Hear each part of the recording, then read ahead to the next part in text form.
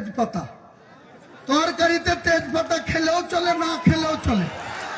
মমতা ব্যানার্জি মন্ত্রিসভায় ববি হাকিম বাদে যে কটা আছে, ওই তাজমুল বলেন, সাবিনা ইয়াসমিন বলেন, আকরুজ্জামান বলেন, গোলাম রব্বানী বলেন, আর সিদ্দিকুল্লাহ বলেন, সব কটা তেজপাতা, একটার কোনো কাজ নেই। তেজপাতা কেউ দিলেও চলে, না দিলেও চলে। আমি তো তেজপাতা তরকারিতে দিলে আগে বেঁচে ফেলে দিই, তারপরে তরকারিতে হয়। তো এইরকম মুসলমানদেরকে মমতা ব্যানার্জি ভোট নেবে আর তেজপাতার মতো ব্যবহার করবে। আমাদের মুসলমানদের আসল শক্তির বহিঃপ্রকাশ চাই।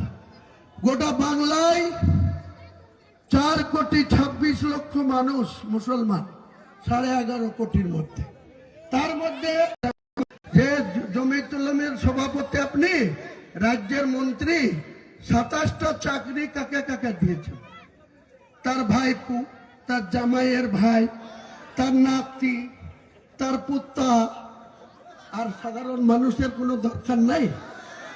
তুমি মন্ত্রী হয়েছ, প্রথমে তো ঝাঁটা খেয়েছ মঙ্গলকোটে, 2016-তে মঙ্গলকোটে দাঁড়িয়েছিল, সেখানকার মহিলারা ঝাঁটা লাঠি দিয়ে তাড়িয়েছে, দিয়ে বর্ধমানের মন্তেশ্বরে এসছে, মন্তেশ্বরে এবার এই 6 মাস আগে ঝাঁটা লাঠি খেয়েছে। তার কার্যকলাপের জন্য ঝাঁটা লাঠি খাচ্ছে। শুধু মুসলমানদেরকে ইউজ অ্যান্ড থ্রু। আপনি যে নবী সাহেবের বেশে সুন্নত রেখে আপনি মুসলমানদের পাশে দাঁড়াবেন না।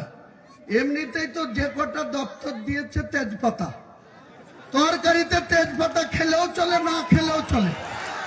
মমতা ব্যানার্জি মন্ত্রিসভায় ববি হাকিম বাদে যে কটা আছে, ওই তাজমুল বলেন, সাবিনা ইয়াসমিন বলেন, আকরুজ্জামান বলেন, গোলাম রব্বানী বলেন, আর সিদ্দিকুল্লাহ বলেন, সব কটা তেজপাতা, একটার কোনো কাজ নেই। তেজপাতা কেউ দিলেও চলে, না দিলেও চলে। আমি তো তেজপাতা তরকারিতে দিলে আগে বেঁচে ফেলে দিই, তারপরে তরকারিতে হয়। তো এইরকম মুসলমানদেরকে মমতা ব্যানার্জি ভোট নেবে আর তেজপাতার মতো ব্যবহার করবে। আমাদের মুসলমানদের আসল শক্তির বহিঃপ্রকাশ চাই। গোটা বাংলায় 4,26,00,000 মানুষ মুসলমান, 11.5 কোটির মধ্যে।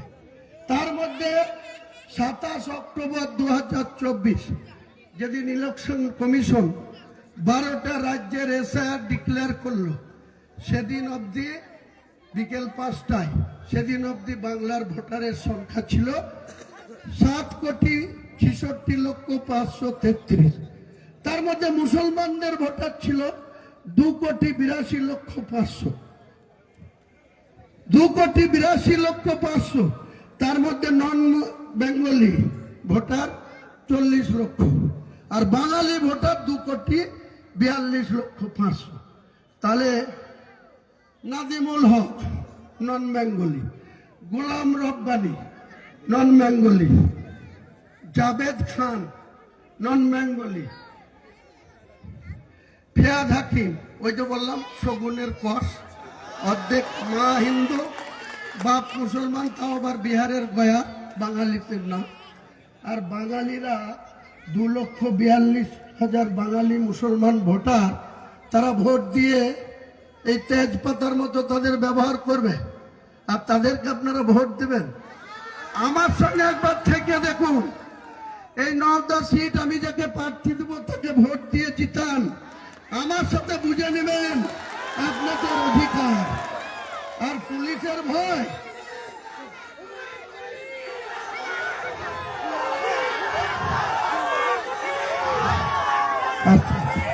হুমায়ুন কবির, হুমায়ুন কবির, বাংলার গর্ব হুমায়ুন কবির। পুলিশের ভয়, পুলিশের কোনো ভয় পাওয়ার দরকার নেই।